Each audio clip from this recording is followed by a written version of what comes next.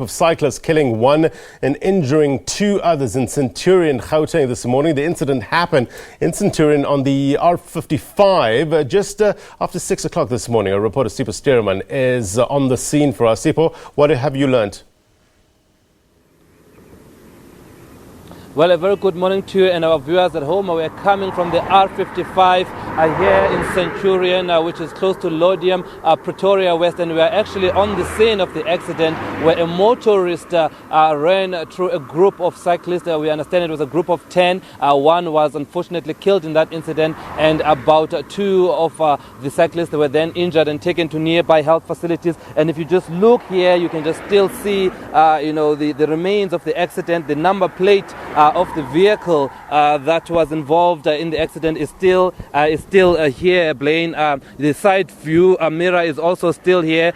So very much this incident happened early in the morning, in the early hours at around 6 a.m. The scene, of course, has since been cleared. But what we understand, and of course, you see some blood there indicating just the extent of the accident. A life was lost here. What we also understand is that the motorist then stopped after the accident happened, and then after the motorist, the driver of the vehicle, stopped, then he escaped, or he ran on foot, leaving his car behind. Now we also understand that the driver of the vehicle had a passenger with him, and that passenger also sustained minor injuries that were treated on site. Now, what the police are doing is that they are pleading with the driver of the vehicle to hand himself over so that they can get the facts of the matter, because, of course, as we've seen here on the site, the number plate of the vehicle is there, so the police know who it's registered to. They know who the driver is, so they are pleading with the driver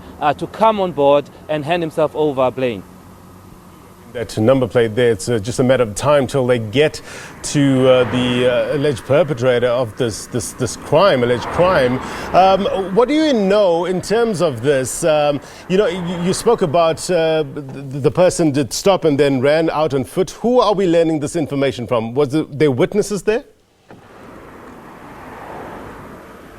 Indeed, the police informed us about that. The Tshwane Metro Police informed us about the fact that the suspect, or rather the person who was driving the vehicle, ran on foot. Now, what I also need to point out, Blaine, if you can just, the camera can pan to the yellow line here, so you can see the yellow line quite clearly. And from the yellow line where the vehicles are supposed to be driving, the car veered off from the the main road towards where the cyclists were driving. So it drove right across the yellow line. So you have to wonder what was going on with the vehicle to have gone out of its lane and drive in the emergency yellow line where the cyclists were driving. So there's some questions that we need to ask, that how did you move all the way from this lane here, which is the legal lane the vehicles need to be driving in? You see this vehicle, the vehicle next to me are driving here. So how did it move all the way to over here where the accident seems to have taken place, where the cyclists were driving? So those are the type of questions that are needed. Was the driver sober? That also needs to be questioned.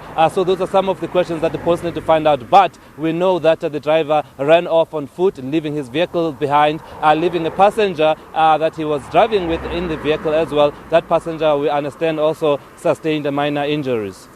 What do we know about this area or this route? Is it common for cyclists to use this route? Sorry, Blaine, can you just repeat that question again, please? In terms of this area, is it common for cyclists to use this area in terms of doing their cycle in the morning?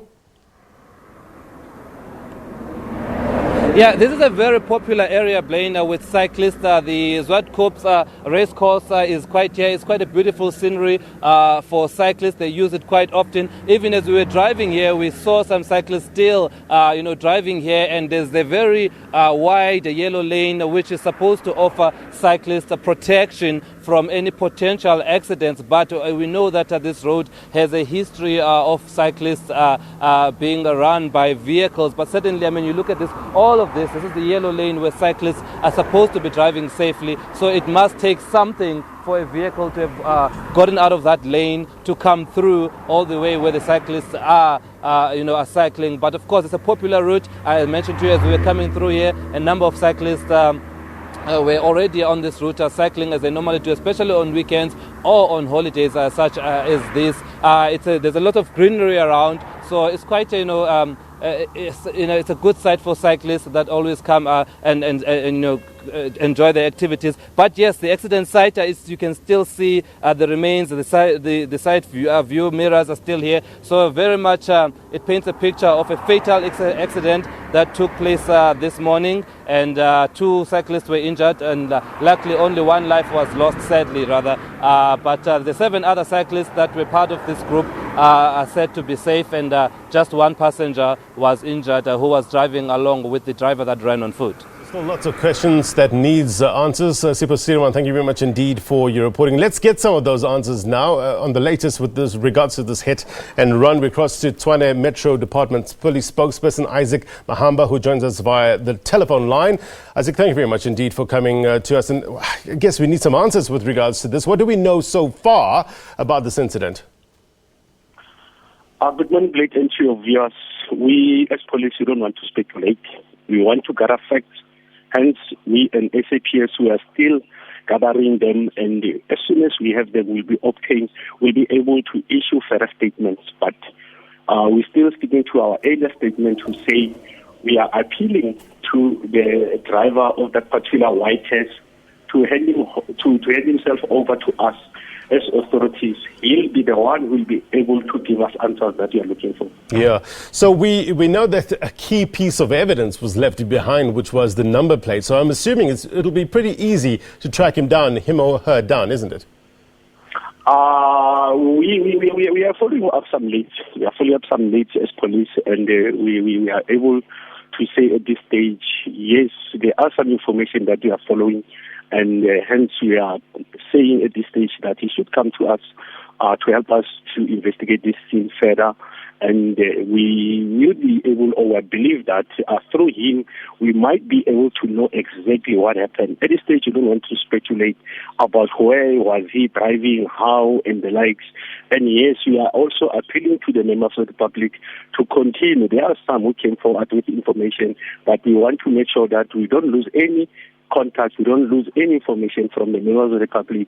Let them come to us to give us a formal statement and to help us to be able to conclude this particular case. But yes, earlier on, we can confirm that 1 cyclist passed on and 2 were injured and taken to hospitals. And again, they were accompanied by 6 fellow cyclists who went to the hospital just to make sure that their cyclists our fellows are well taken care of in the hospital. But again, the information that we are getting is that it could be a passenger who was also, in the passenger side on that right test. But as we are saying, we need everybody who might have information. And as us as police, we are not only to rely from the information from the members of the public. We are doing our own job. We are going to make sure that scene is being investigated thoroughly. And as I indicated, as and when there is a need, we'll pronounce as to how far are the investigations. From your knowledge, Isaac, did you get any similar reports in the past about this incident in terms of maybe cyclists being knocked down by motorists? Can you repeat, please? In terms from your knowledge, we understand that this is a pretty popular route for cyclists.